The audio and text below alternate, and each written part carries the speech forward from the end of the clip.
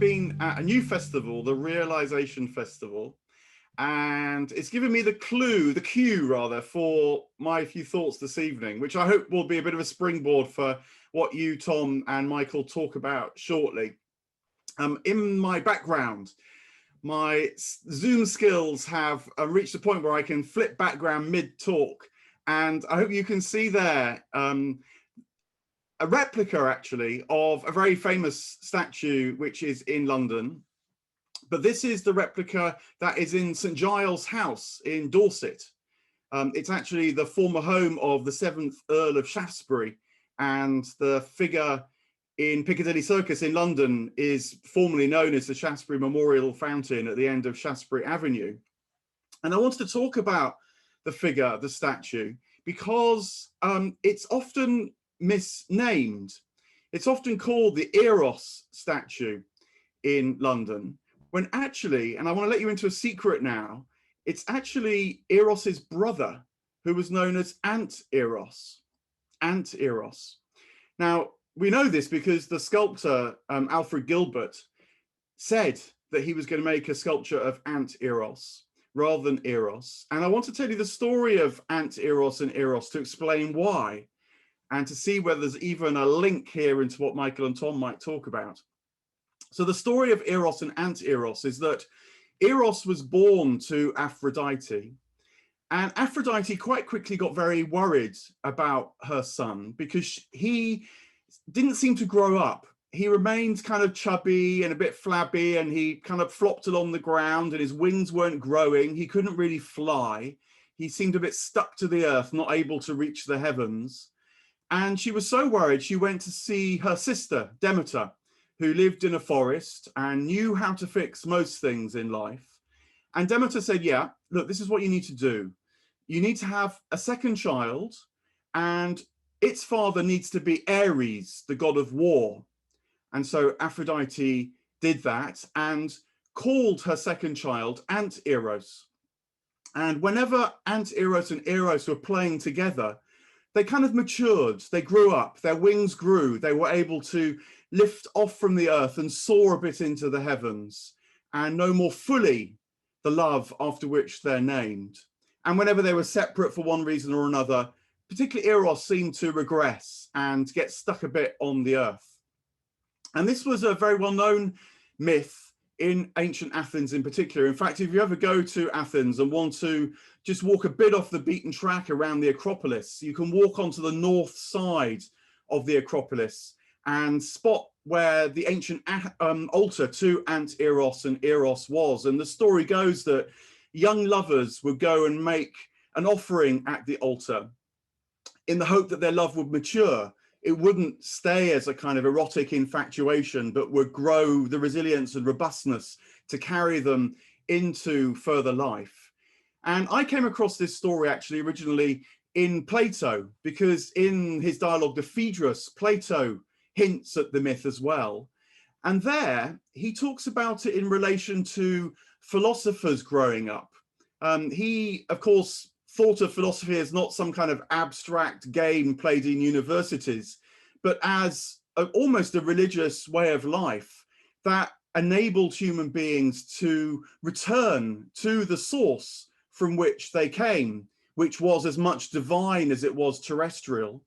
And Plato felt that it was eros, it was love, passion, desire for more in life that seeds this initial sense that there's more we might know about here on earth, but that unless it has this Ant-Eros, which can be literally translated as kind of back love, as something to push against, something to fight. Remember that Ant-Eros's father was Ares, the god of war. A bit of aggression is needed, a bit of anger even at times, something to help the virtuous spiral back up, form, and not leave us with a kind of juvenile kind of eros, juvenile desires and loves in life. He realized that this was necessary for the good philosopher, and so said that what typically will happen in a philosopher's life is they'll fall in love, and with luck, they'll make a friendship out of their beloved, who together then in a kind of couple, this is the original notion of the platonic love. It's not actually no erotic love at all. It's the love that's matured when Eros and Ant-Eros in the couple come together to enable them not just to stare into each other's eyes, but to gaze in towards the heavens. And so I thought about this tonight, not just because I've been recently enjoying this statue of Ant-Eros at St. Giles House in Dorset, but because I've even wondered whether this is a theme that Michael might recognize in his books on plants, in his books on psychedelics, because it struck me as I've read them that the setting, the kind of backstory, you might say, even the therapy, the something for the pure drug to kind of kick against is necessary if these drugs, the psychedelics, the kind of learning that seems to be returning a bit, if that's going to be actually of use in our culture. Eros alone is great. We see it all over when you start to look. Remember that Eros isn't just about erotic love as we tend to mean it in narrow sense now. It means that desire, that longing for more. Homer said the warrior has Eros when they step into the battlefield. We've just had the Euros here in the UK, and there's the crowd gets seized by Eros, but it needs to be channeled, it needs to be focused. And I think that's part of the genius that we've seen in figures like Gareth Southgate, Marcus Rashford, the rest of them, that they know how to have that passion, but focus it into genius and brilliance, and so make the beautiful game. And so I offer you Ant-Eros this evening to take away into the erotic delights of the summer as we come towards the final Idler drinks. And remember that we need this other love, this setting, this thought, this reason to focus what drives us in life. And when you happen to be in London and are on the bus going past Piccadilly Circus, I invite you to make a little bow towards Ant-Eros there at the Shaftesbury Memorial Fountain, because as Alfred Gilbert, the sculptor, intuited, I think we need this God in our life as much as unbridled passion. And I wonder, Tom, if you've come back, whether you and Michael might pick up on, perhaps not that theme directly, but perhaps something that's a bit related now. Well, thank you so much, Mark. And thanks also because it's the last of our current season. I know we're all going to miss your philosophical insights every Thursday. And thanks for that introduction, because I think that is a theme, Michael Pollan, isn't it, that comes up. And I mean, well, there's so much to talk about here, but can I just start by asking you where you are? I think you're in California, which we Brits see as a sort of seat of drug experimentation, really. Well, I am in Berkeley, California, where I live, and yeah, the Bay Area has played a big part in the psychedelic history of the '60s, for sure, as did, the New York and Cambridge and places like that. But yeah, this is kind of ground zero, I guess. Yeah, well, it seems like, thanks so much for joining us on Zoom this evening. Or it's morning for you. My pleasure, although it's not this evening. It's not this evening, and so we're in a slightly different state of mind, aren't we? Because I'm still drinking coffee. Yeah, you're on your first coffee. Moved on to alcohol. We're on the booze already, I'm afraid. We're not on opium or mescaline yet. Let me just quickly describe the theme of this your new book, which is out sort of now. This is Your Mind on Plants by Michael Pollan: Opium, Caffeine, and Mescaline. And listeners who haven't yet, and viewers who haven't yet read it, it's 3 long essays about each of those plants. But it's important to remember that Michael Pollan has been studying and writing about this stuff for a long time. His previous book, How to Change Your Mind, which came out a couple of years ago, was a study of psychedelics. It went to #1 in more than one country. It's not only a brilliant book, which it is, Michael, but I think it was also well timed. People were interested in this stuff. Can we just talk a little bit about that first before we come on to the essays on opium and caffeine and mescaline, Michael? Some of which I know you've grown in your own garden, because you're a very keen gardener and a writer on food and related issues. We had a mutual acquaintance in Robin Carhart Harris, who was one of the leading researchers in the UK on the use of basically magic mushrooms to treat depression. And you continued your relationship there, and you've had some quite weird times. I think you've met some scary hedge fund guys and billionaires in Silicon Valley. They're hard to avoid out here. Sorry to say. But yeah, Robin was a key figure in How to Change Your Mind, and his research, which I think is brilliant. I mean, I think he's the leading researcher in this area, and not only the clinical work to treat depression, but he's also does really interesting theoretical work on what's trying to explain what's going on with psychedelics, which we don't really understand. And he does also really important imaging work to understand the neuroscience of it. So I think he's a key figure. He's actually moving to the Bay Area, which I'm very happy about. And I think that's going to move the center of gravity in psychedelic research several lines of longitude west of where it is right now. So that's exciting. And we're hoping he'll collaborate with us here in Berkeley, where we've started a psychedelic research center. A lot has happened since that book came out. You know, I don't want to sound like I'm taking credit for these developments. The book may have played some role, but psychedelic research and psychedelic therapy are increasingly becoming a legitimate part of the research project around mental health. The two drugs are moving quite close to approval by the Food and Drug Administration. MDMA, ecstasy or Molly, which is being used to treat PTSD, will probably be approved in the next 2 years. Psilocybin may be approved within the next 5 years. So the future that I was talking about in How to Change Your Mind has arrived much sooner than any of us guessed it would. And that's very exciting. It's quite amazing when you think about it, because I mean, this stuff was quite respectable in the 50s, wasn't it, in the 60s? Yeah. And then suddenly it, you know, something to do with Timothy Leary, Nixon, you know, it was derailed. Oh, there was a huge backlash.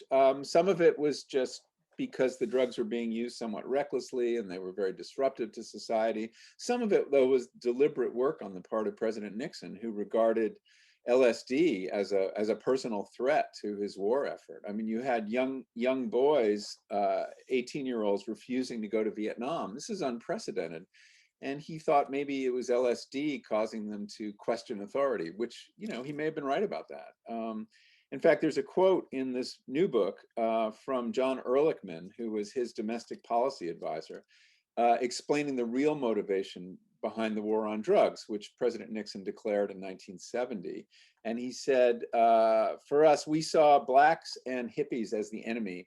And we knew that if we prohibited the drugs that were involved with those cultures, psychedelics and cannabis on the part of the hippies, cannabis and harder drugs on the part of blacks, we could basically have this political cudgel with which to demonize these populations, go after their leaders, generally make their life difficult. So the drug war, as it turns out, by his admission, was a political process, not a public health initiative. And I think it's important to keep that in mind. Yeah, and it's, I mean, you know, it's part of the white male supremacy, really, isn't it? Or, you know, something like, or you might even call it capitalism, which brings me to talk about the new book, Michael. It's very radical in a way, because there's a sort of constant theme throughout it. You know, why is caffeine, which is actually quite a strong psychoactive drug, it has an immediate and marked effect on our mood and our behavior. And in Europe since the 17th century until today, it's been accepted and promoted. It's part of life. I think you say 90% of the world, more or less, has caffeine. Daily involvement with caffeine, yeah. Yeah. Whether in the form of coffee, tea, or soda. And then these other two drugs you talk about, opium, which is absolutely amazing painkiller and has been for centuries, is used in medicine. And mescaline. And the joke I made in an email earlier about this talk this evening was that, you know, it's basically what you say in the book. You know, caffeine is a helpmeet to capitalism, to you know, white supremacy, or whatever you want to call it, to the sort of forward march at progress that started immediately after the medieval era. whereas mescaline and psychedelics make you question it, make you question the capitalist system, and opium makes you really not care about it at all. Well, yeah, caffeine was accepted, and though there was a period, where there was a brief drug war against caffeine, both in the Arab world and in England. Charles II tried to close down the coffee houses because he was afraid of the kind of conversations that might turn political, and they were very political conversations. He failed utterly. He had no, everybody just ignored him when he tried to ban coffee, and he had to back off very quickly. It had already been so established, and everybody was addicted already, so they weren't about to turn back.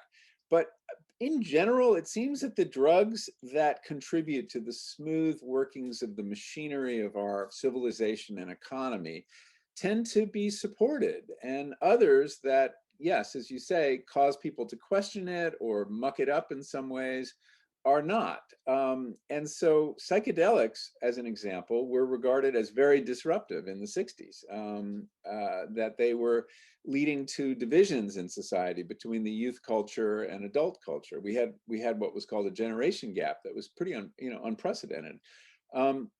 What's interesting to watch, whereas caffeine was, very important to the rise of capitalism, the best example of that is the institution of the coffee break. I mean, consider that, well, it's tea, largely in England, but that your employer gives you a free drug and then gives you paid time in which to enjoy it.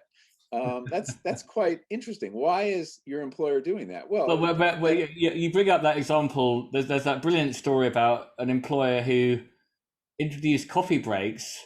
I mean, how evil is this, right? He introduced coffee breaks for his staff, who are mainly women. Productivity increased, but he decreased their pay because he didn't want to pay for them while they were on the coffee break, i.e. taking the drug that increased their productivity for him. Yes, and that was recognized by a judge who said, no, you have to pay people for this because this is part of work. You're doing it because it benefits you more than them. And so the coffee break, kind of tells you that what the game is. And there's nothing wrong with it, but it's a very helpful drug. It increases focus, it increases endurance, it improves memory. It is as you're moving from a civilization where people did physical work and were drunk a lot of the time in England and France, to a civilization where you need to be able to, operate heavy machinery, work much longer hours into the night and overnight. And you had to do things like double entry bookkeeping. You needed a more focused, sober population, and caffeine facilitated that, both initially in the form of coffee, which comes to England before tea does. I mean, they arrive in the same decade, but it was a coffee culture at first, but only because Great Britain didn't have any good coffee producing colonies. They gradually tea became cheaper. And within 100 years, tea was the drink that everybody was drinking, and was key to the Industrial Revolution. I mean, tea sweetened with lots of sugar to keep workers going really makes possible the Industrial Revolution. Well, I was reading an account of the diet of the early Victorian or late Georgian workhouses, the kinds of places that Dickens was talking about. It wasn't quite as bad as gruel. In fact, we found out that gruel, the recipe for gruel is identical to Oatly. Oh, which we all pay handsomely for now. It was an oat drink, and so Oatly have sort of quite cleverly transformed gruel, which is seen as a food of the poor, into a sort of very expensive milk substitute. Anyway, that's a different story. But these workhouse people, they had to, they had like a pint of tea at dinner. They had drinking tea all day long, and it was certainly a fuel for the rope making or whatever they were doing. Well, there were a couple things going on. Tea could hold more sugar than cold water, right? I mean, you can absorb huge amounts of sugar in tea. It dealt with the bitterness of cheap tea, which is usually what it was. And then the tea itself helped people deal with their appetite. You know, it helps with hunger. Like a lot of plant alkaloids, which we need to remember are not designed to suit us. They're originally designed as pesticides, right? To stop insects from chomping on them. And it's very interesting that most of the alkaloids that are psychoactive ruin your appetite. Nobody wants to eat on mescaline, opium, and caffeine. So that serves the plant really well. It also serves the barons of capitalism who have hungry workers. Just going back, you said that. I mean, I think I knew that psilocybin was, being developed as a drug. I mean, my view is Peter Thiel is probably thinking, "Wow, Prozac, that was big. Imagine Silozac or something like that, whatever they're going to call it." But MDMA, which was the rave drug, which we remember from our youth in the UK. Well, it was all over the world. I think that started as a appetite suppressant, or as you say, or actually a sort of couples counselling drug. I'm kind of amazed that that's going to be respectable too. That's news to us. Yeah, the drug MDMA was discovered by, I think, Merck back in the 20s or 30s, and they actually didn't know what it was good for and put it on the shelf. And then a Berkeley chemist named Sasha Shulgin, a kind of famous psychedelic chemist, resynthesized it. And his wife was a therapist. And they would take these drugs that he was inventing, and this little, what they called their research group. And it was really just a bunch of friends who would take a drug and report on the effects. This is in the 70s and 80s. And his wife got a hold of MDMA and thought, this is a fantastic drug for therapy because it allows people to converse about very difficult issues without feeling defensive. So you get this, and it also causes this bond. There's an oxytocin release. And so that the patient immediately trusts the therapist. And so it speeds up the process of therapy. And it was being used in many places, but especially in the Bay Area as a drug during psychotherapy sessions. And then it became a rave drug, as you say, and it got, escaped the lab or the legit use, and it was banned in 1985 in this country, probably around the same time in England. And now it's coming back, and I think that's a really interesting development. There was just a paper published in Nature Medicine a month or two ago that showed that in 2/3 of the cases, it reduced symptoms of PTSD to the point where you no longer had a PTSD diagnosis, which is quite astonishing. We don't have anything else like that. Now, this all sounds great. That when drugs leave the underground, become respectable. But what also happens is that some pretty sort of criminal or semi-criminal corporate interests can move in. And this was the case with OxyContin, wasn't it? Which you talk about in the book. And this was a drug that was basically based on poppies. It was given to tens of thousands, hundreds of thousands of mainly blue-collar workers, I think, in the States who are in great pain from their work. It enabled them to go back into work. So there was an example of sort of weird capitalism sort of taking the sort of the lovely feeling of being blissed out on an opiate and sort of converting it again into a sort of helpmeet of capitalism with pretty disastrous effects, actually. Yeah. So one of the, I don't know if we can call it an irony, that might trivialize it, but the drug war, which supposedly was being fought to protect our public health from the damage that drugs and addiction did to us, went after the illicit drug market. And at the very same time, you have these companies who got FDA approval to sell opiates like OxyContin. And they sold it on the basis of it being safer and less addictive than previous formulations of opium, which was actually not true. They knew what was happening. And they also sold it on the basis of the charge, which was true, that pain was being undertreated. doctors are very reluctant to give opiates to patients for fear they might get addicted, and therefore people were suffering more than they needed to. But they also expanded the potential use of opiates in their marketing. From cancer patients dealing with pain and the last phase of life, and people post-surgery, but they were saying, hey, what about people with bad backs? What about people with workplace injuries? We should treat them too. And they also essentially bribed doctors by giving them all sorts of incentives to prescribe, with the result that huge numbers of people were given opiates rather loosely. And many of them became addicted at some point. And when they got cut off because they were addicted by their doctors, they turned to the street and started buying heroin and other underground forms of opium, and with disastrous results, because that black market heroin was often laced with fentanyl, which they didn't know, and would lead to overdoses because of its strength. So it was just a disaster all around. But the main point is that it was the legal promotion of opiates that led to the opioid crisis, which has killed more than 800,000 people in America due to overdose. It's just been a disaster. And that it takes away any kind of claim that the drug war was really serious about public health. And I think that's one of the reasons in the United States, at least, I know this is not the case in the UK yet, that the drug war is coming to an end, that voters at least are suing for peace. And we're passing many ballot initiatives that are decriminalizing drugs all around the country. And so we're going to have to make a peace with them, and that's going to be an interesting process. And that goes back to Mark's provocation at the beginning.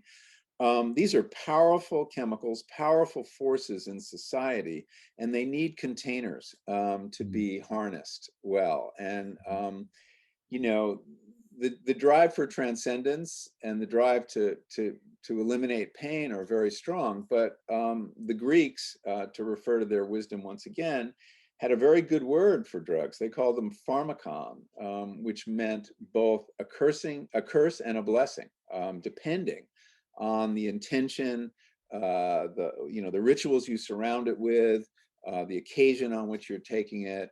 And that's going to be our challenge, I think. It's going to be a cultural challenge more than a legal challenge as to how to fold these substances into our lives. Now, I think what Mark was saying as well, what your work does is some of these drugs can help us to become more philosophical. They can help us to get in touch with the spiritual reality. They can help us dissolve the ego and these sorts of things. But the way they're entering into the mainstream, and I've discussed this with Robin Carhart-Harris actually, there has to be a sort of utilitarian argument for them. So they have to be, this is now proved to have helped with depression. So psilocybin's okay. Opiates are proved to have increased, to be good for pain and increased productivity or whatever. Are we still a little bit far away from just saying, look, it's good to take psilocybin because it's fun, or it gives us a different perspective on the world? Does everything have to be sort of 100% utilitarian for it to become accepted? Well, I don't think so, but a lot of people do. I mean, we have a real problem with pleasure in the West, and perhaps even more in America, where we're descendants from Puritans, your Puritans, and we got fed up with them, and I know you pushed them they got out. fed up with us, and they came over to start the new world, which has been quite a successful project. Well, you made life very difficult for them. Let us not forget. So the fact is that there are lots of interesting reasons to use these substances. The most respectable is always going to be the medical use. And frankly, it should be the priority. If tools like psychedelics and MDMA can relieve human suffering, can help us address the mental health crisis, which just gets worse and worse, and there are very few good treatments for, we have to prioritize that, I think, without question. But there are many other people who can benefit from using these drugs. People on a spiritual path, find them very, very useful. And I think we will find a religious use. Already, you know, there are 3 churches in America who have the right to use psychedelics. The Native American Church, and I read about that in the 3rd chapter of the book, have the right to use peyote, the legal right, since 1994, and it's proved to be enormously constructive and healing in their culture. But there are also 2 ayahuasca churches. And I think we're going to see churches organized around the sacrament of psilocybin or around LSD or DMT. And it'll be very interesting to see what happens, whether the government will tolerate those churches. My guess is they won't have much choice, because the current jurisprudence around religious freedom is so extreme in America that, you know, this court, this right-wing court has gone bent over backwards to protect religious claims of exemption from law. So we'll see what happens. I think it's going to be kind of an exploding cigar when it gets to the Supreme Court. Some of, you know, the Church of Lysergic Acid. I'm sorry? Well, that sounds extremely progressive, doesn't it? That churches which take peyote, mescaline are sort of legal because it's through a church. Yeah, well, the problem is the government, you know, we have a strict separation of church and state, and the state is not supposed to, you know, the free exercise of religion is enshrined in the Constitution. And if indeed your sacrament is a psychedelic, it's going to be hard for the government to say no. And it has been already.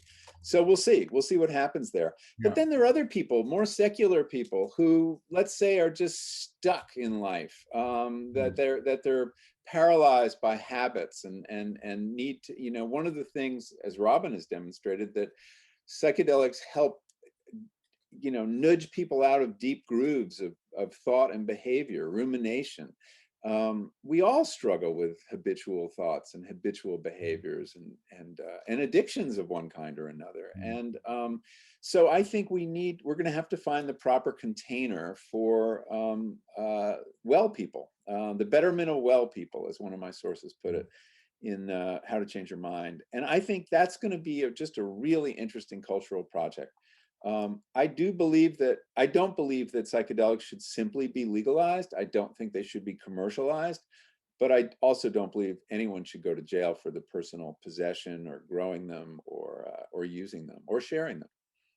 Well, I mean, it's a really exciting moment, and it must be great to be sort of at the heart of it, and in a sense, a sort of a catalyst. And you've grown stuff in your garden. The book opens with this lovely story about how poppies gave you the willies, as you put it, and it's quite a weird tale, because there's a guy who runs a fanzine called Pills A Go-Go in the 90s, and he's sort of a bit like one of those anarchist, you know, how to make a bomb fanzines. Yeah. He says that how to you know, make opium tea, but it's an anarchist who we at the Idler used to quite like, because Bob Black, because he wrote a famous essay about the abolition of work. But he doesn't come out very well in this story. No, he doesn't. So my adventure growing poppies, which I am doing again, you can see them right here. These are some poppies from this year. Right, so you're less scared this time round. Well, that's the atmosphere has changed in this country. Yeah, and you don't see any. Beautiful. I haven't slit them. I have no intention, honest, that I'm going to do anything with them except admire their beauty. Yeah, well, all my work begins in the garden, right? My writing begins as a gardener and writing about what was happening in my garden. And back in the 90s, I was writing columns about the garden for Harper's Magazine and the New York Times Magazine. And somebody sent me this underground press book by a man named Jim Hogshire, and it was called Opium for the Masses. You know, a play on Marx's line. And I thought, oh, wow, I didn't know I could grow opium in the garden. It comes from these legally obtainable seeds, Papaver somniferum, which many people on this call. It's Papaver somniferum. Yes. Which I suppose in Latin must mean something like plant that makes you feel sleepy. Poppies. Sleepy poppy, yeah. I don't know my Latin, but something along those lines. Sounds like that. And I didn't know this. I thought to grow opium, you had to, you know, live in Turkey and have an army of children to slit poppies and that it was really complicated, but it turns out it's not at all complicated. However, the government doesn't want you to know that it's not at all complicated. And so Mr. Hogshire, after publishing this book, is arrested. A SWAT team shows up at his apartment in Seattle and throws him up against the wall. And these guys in black ninja suits. And by the time that happened to him, and by the way, all he had in his possession was a box of dried poppy heads, just like those that he got at a florist shop. And but if you have the intention of turning those poppies into opium, you are violating federal law. And they proved he had the intention because he had published this book that told you how to do it.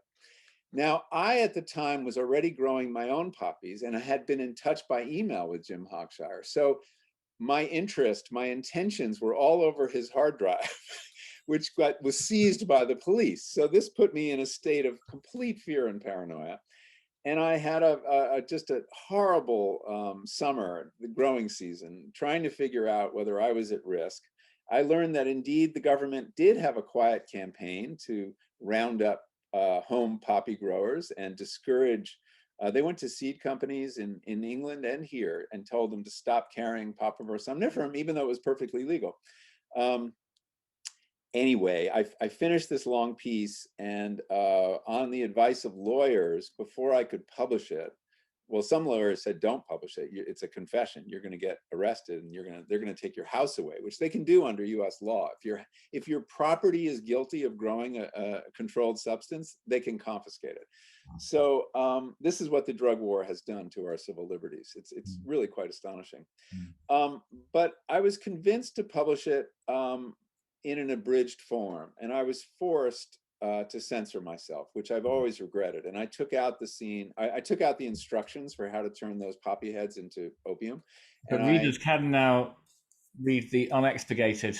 Well, that's one of the reasons I wanted to republish it. Is Yeah. that I wanted to publish it in its proper form, and also remind people about this drug war and the damage it's done to our country.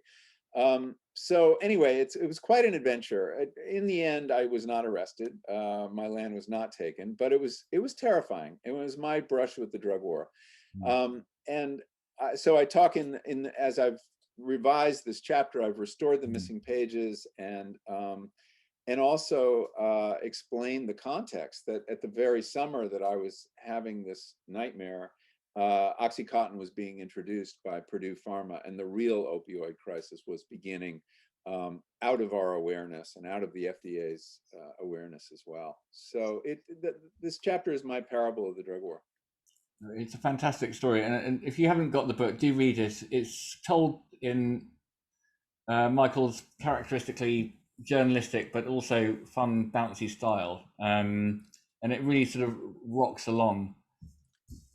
So do get it. I'm just winding up. I'm just giving you a quick plug before we go on to questions. I appreciate. Sorry, that was a bit clumsily done. I know. Well, this book I think is a little more of a romp than How to Change Your Mind. I mean, these are stories. They're all stories, and a lot of them are set in my garden in one way or another. And the narrative is really in the foreground here. Yeah, that's right. It's really good fun. It's sort of perhaps slightly lighter than your previous book. I would say, yeah. And a bit more sort of personal and maybe a bit more radical. I don't know. Well, it's definitely more personal. It's a little more political too. Yeah. Yeah. Well, Vic, should we go to questions? Yeah, we've got a few questions, and Tom, don't go away because I'm sure you'd like to chip in as well. Thank you both for that, Michael and Tom. Could I ask Ed first, to ask his question, and then I think possibly we'll go over to Stefan. So if you both be ready. Ed, are you there?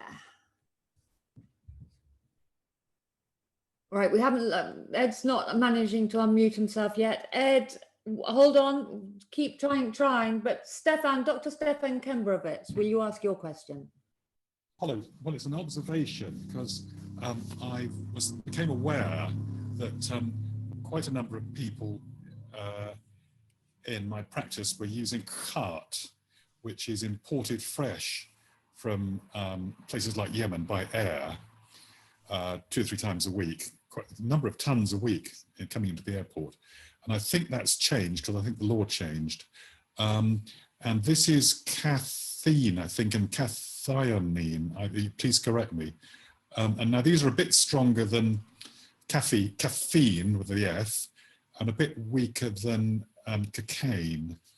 And I think the reason we drink tea and coffee in England is that you can put tea and coffee into a ship and sail round the Cape of Good Hope and bring it to England for, after weeks and weeks, whereas cart has to be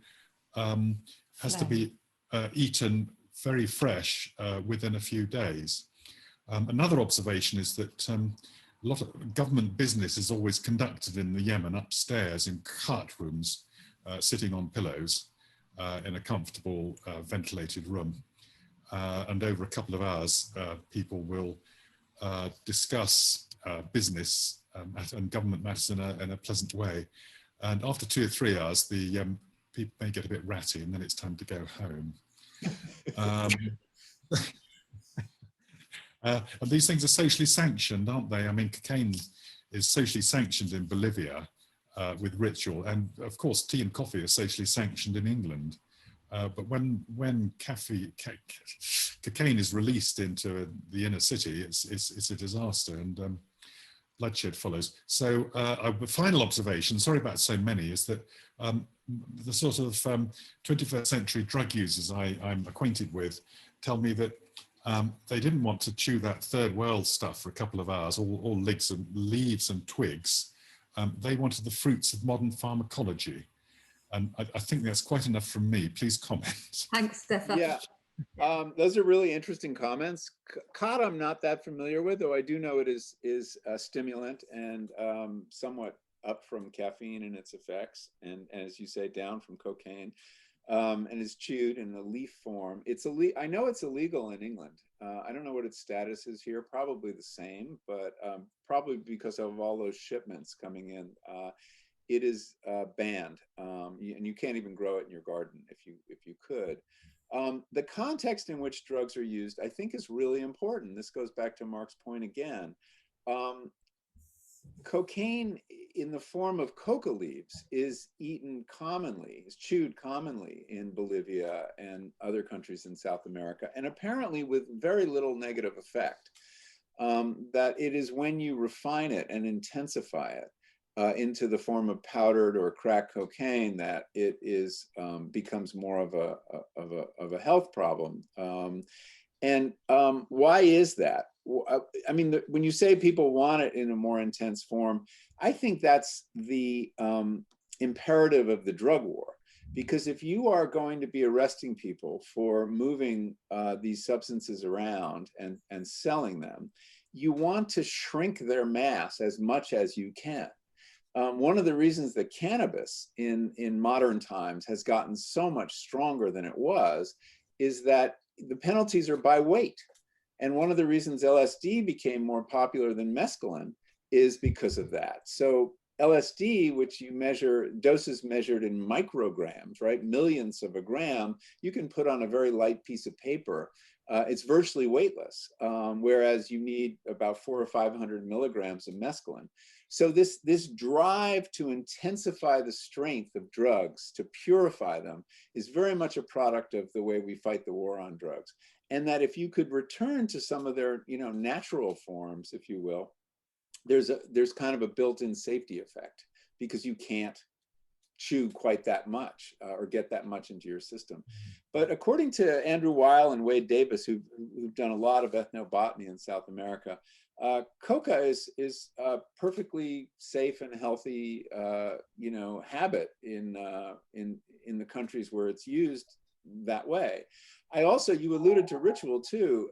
When drugs are used in a ritual way, that tends to be protective as well. And think of alcohol. I mean, we have a bunch of rituals around alcohol that have to do the time of day you drink, and you drink with food, you drink with other people.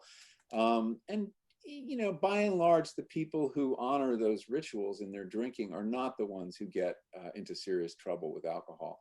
So I think what we need to do now is develop the rituals for the use of things like psilocybin, which yeah, they're Grateful Dead concerts, and that's kind of a ritual setting, but I think that they're better ones we can come up with.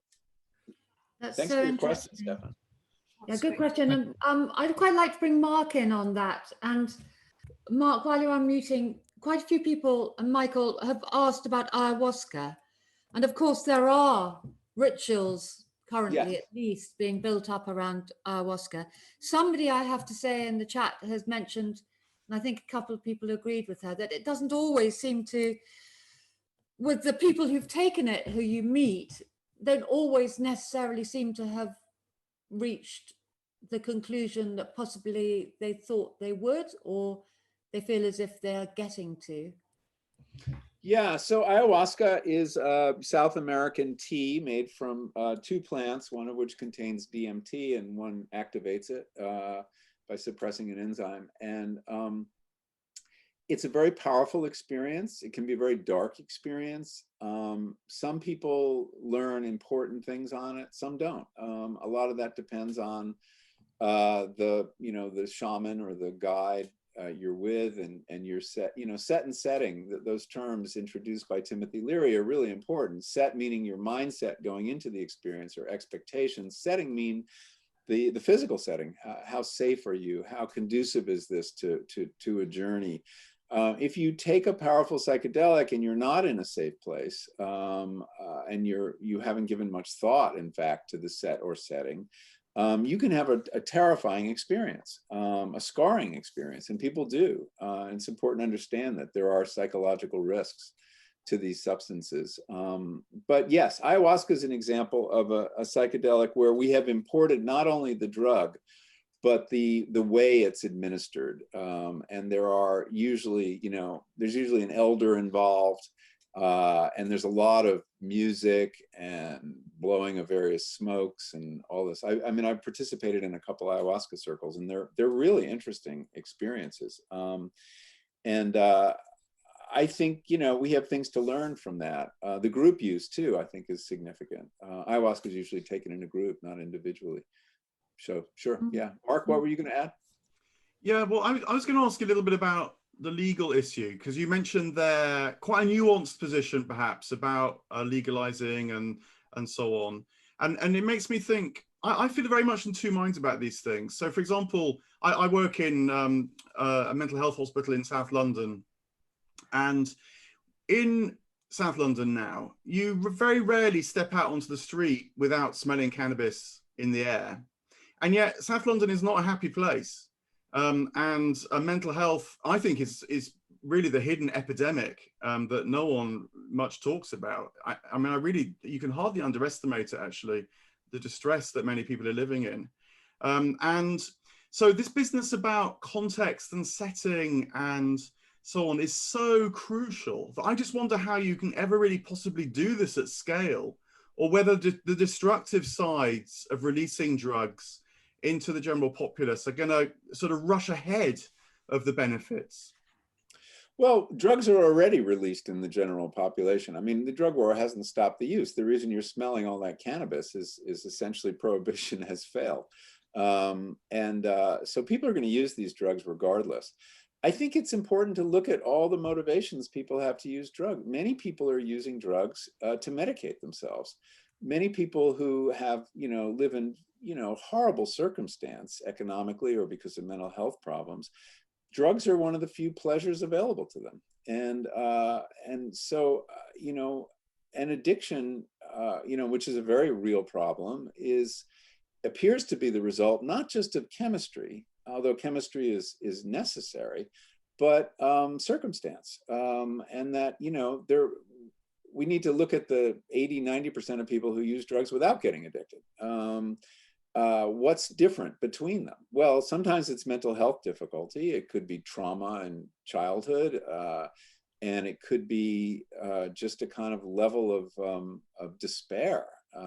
So the motivations are many, and figuring out how to use drugs in a productive way in a medical context, I think, is going to be interesting. I mean, it sounds weird, but one of the more promising uses of psilocybin is to cure addiction to other drugs. There's a very successful trial going on at the University of Alabama using psilocybin to cure cocaine addiction among a very poor and straitened population. And alcoholism too is being treated successfully with psilocybin. So how do you make that available widely, I think, is going to be one of the great challenges. You know, right now, psychedelic therapy is really available only to the affluents. It's expensive to hire an underground guide.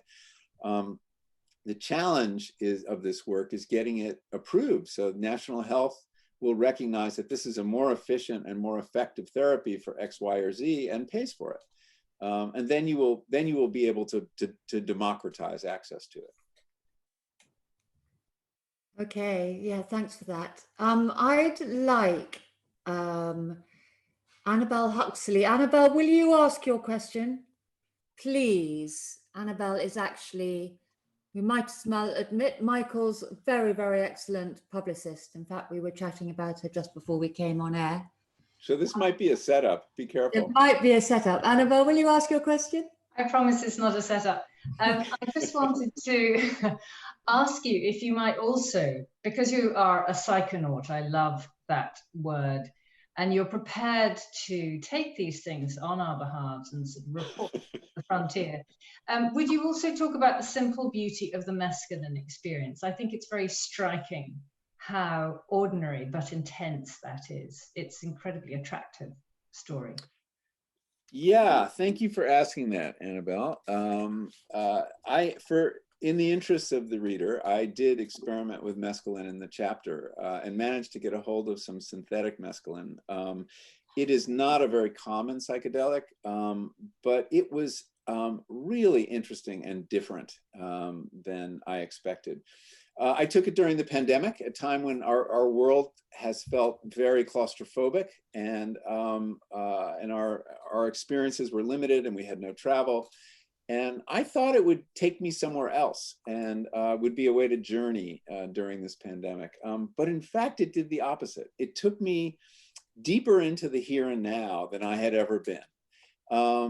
You don't have visions on mescaline. What you have is this